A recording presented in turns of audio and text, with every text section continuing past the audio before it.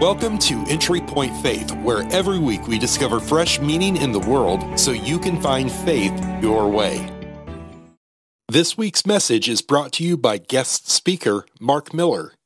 Last fall, Jody and I decided to go out for a spontaneous date night to try out a new restaurant in town. Now, we don't do this a lot, so we were really looking forward to making it a special evening. Unfortunately, in a restaurant where the tables are situated rather closely together, we ended up getting seated next to Bridezilla. Now, I'm assuming everybody knows what I'm talking about. Some of you may even have a Bridezilla in your own family. There's a whole reality series about these young women who turn into little monsters as they insist on making the day they've waited for all their lives totally perfect. And if anyone or anything gets in the way of that, gets in the way of perfection, everybody better watch out. So our dinner that night was spent trying to enjoy our meal while listening to this overly indulged, spoiled brat complaining to her girlfriend about everyone and everything, including, of course, her parents who were springing for the wedding. I heard her say $10,000 for flowers alone, and his parents who were springing for the honeymoon at some Four Seasons in some tropical paradise.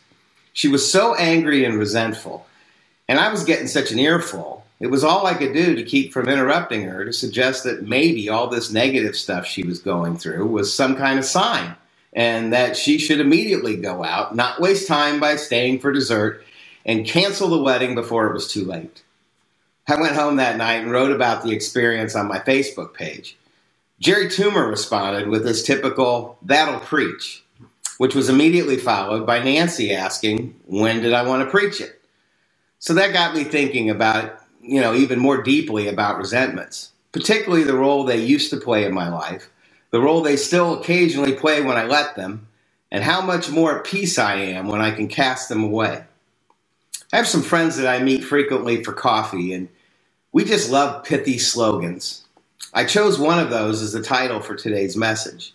Resentments are our greatest offenders. So why do we say this? Why are resentments our greatest offenders? Well, honestly, it's because resentment is an incredibly powerful emotion, sometimes even more powerful than love. Let me give you an example of how powerful resentment can be. Now, if you were at Entry Point, you'd see the band playing the songs that I'm going to talk to you about, but we don't see that today. So I'm just going to tell you about a couple songs that I think you're familiar with. There's two songs that were used in today's service, one of which was Bob Dylan's song, "Like a Rolling Stone." It's the one that says, "How does it feel?" And that song actually was the most popular song Bob Dylan ever wrote. It went to number 2. Bob Dylan never had a number 1 hit song. It went to number 2 on the Billboard Hot 100.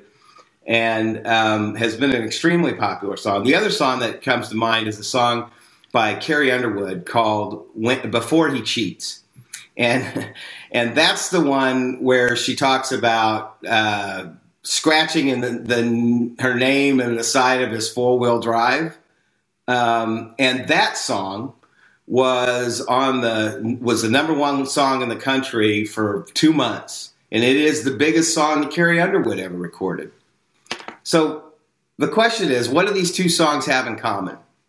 Besides the fact that they were big songs and, big money makers for the people who wrote them. Well, the reality is that both these songs are about revenge.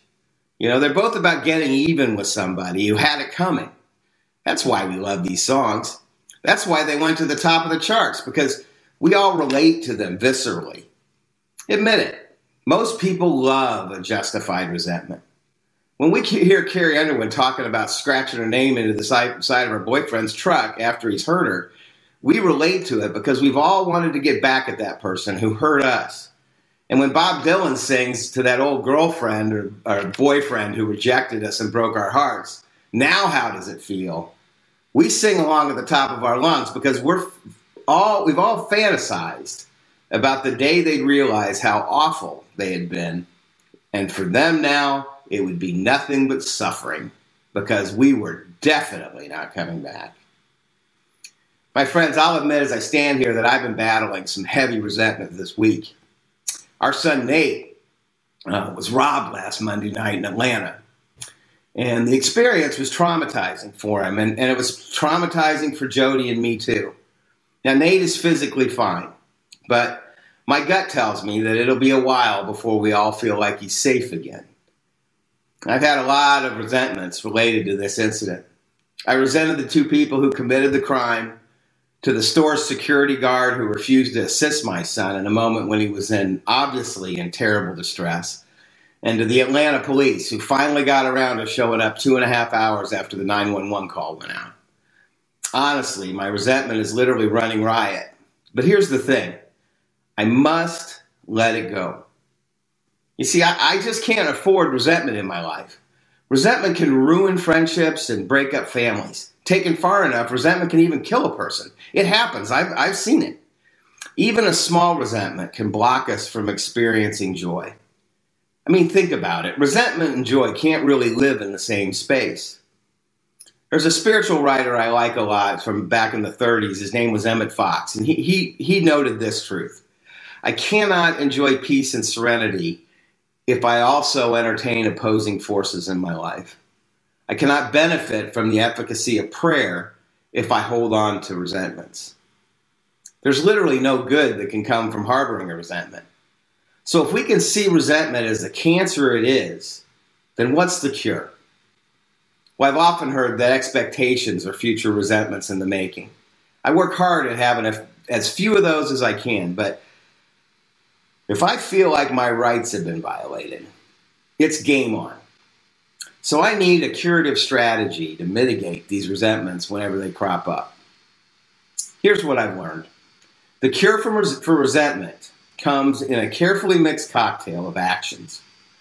To defeat resentment, I must practice acceptance, forgiveness, humility, and gratitude. Taken daily, these 4 actions can literally rid us of our resentments and allow us to experience more serenity and joy in our lives. So let's talk about acceptance. I want to begin by saying that acceptance and tolerance are not the same thing. Whereas tolerance may help me to avoid confrontation, it doesn't bring me any peace because I still feel wrong, and there's very little peace in that. True acceptance comes to me mainly through my faith that nothing in God's world happens by mistake. There's no peace for me if I can't accept life on life's terms. I don't have to like it. I don't even have to understand it, but I have to accept it. And until I do, I have no serenity in my life. You know, every morning I ask my higher power to grant me the serenity to accept the things I cannot change. And what I've come to learn is that the more acceptance I'm able to practice, the more serenity I actually get in return.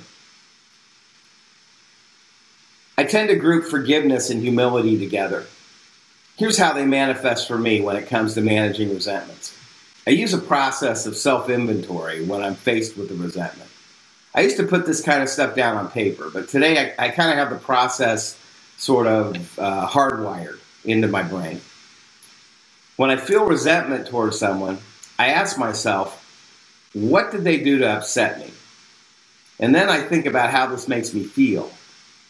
By the way, I've pretty much learned that my resentments result from 3 things that get affected, or 6 things that get affected, rather. My self-esteem, which is how I feel about myself. My pride, which is how I want others to see me. My ambition, what I want to happen. My security, what I need to feel okay. My personal relationships, how I am with the people I need in my life. And my finances, how I survive. Honestly, this part of the inventory is it's typically pretty easy. You know, I seem to be pretty good at identifying who's done me wrong and how it makes me feel. But the next part in this process is a little harder because I have to figure out what my part in the resentment is. And believe me, I've learned that in every single case, given some time, I can find my part, the part I've played in that current calamity. It's true. Every time I look deep enough, I see that I also have a part in these things. So why is it so important that I identify my part in things? Well, it's because once I see that I've played a role, even if it's a small part, it makes it a lot easier for me to find forgiveness. And I have to forgive. Without forgiveness, the resentment can never truly fade. A second equally important reason for walking through this process is that it helps me to get right-sized.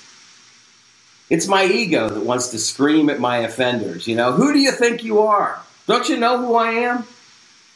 I can't really experience the grace of God if I can't get my big fat ego out of the way.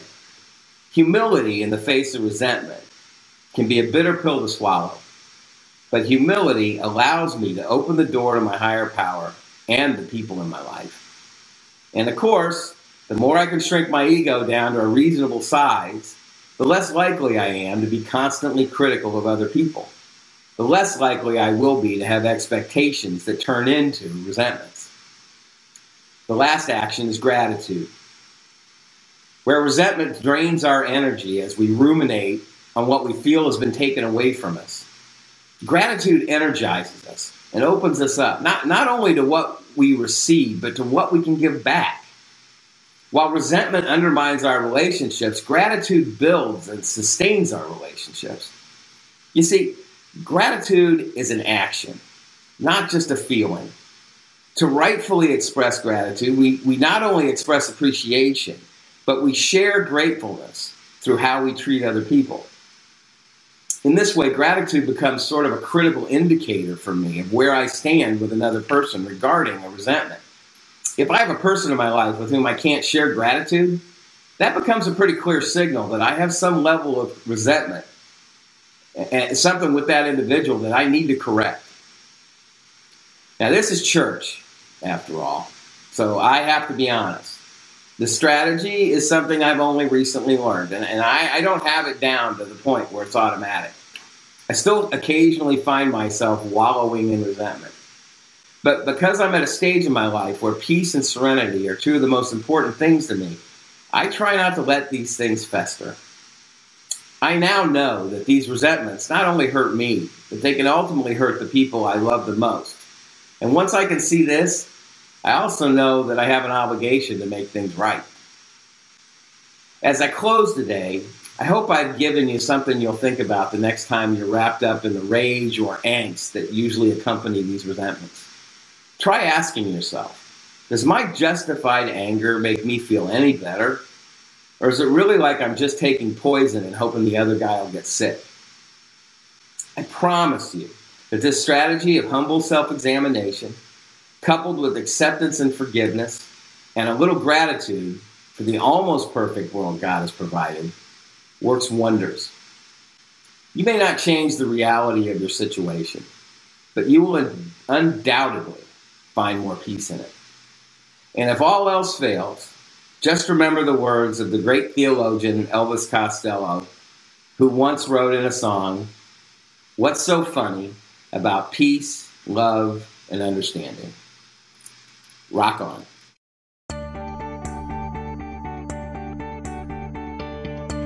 Thanks for joining us this week on Entry Point Faith. The Entry Point Faith community meets every other Sunday at Conner Prairie in Fishers, Indiana. For more information or to join in person, visit entrypointonline.org. Entry Point Faith is a part of the Switchpoint Media Network.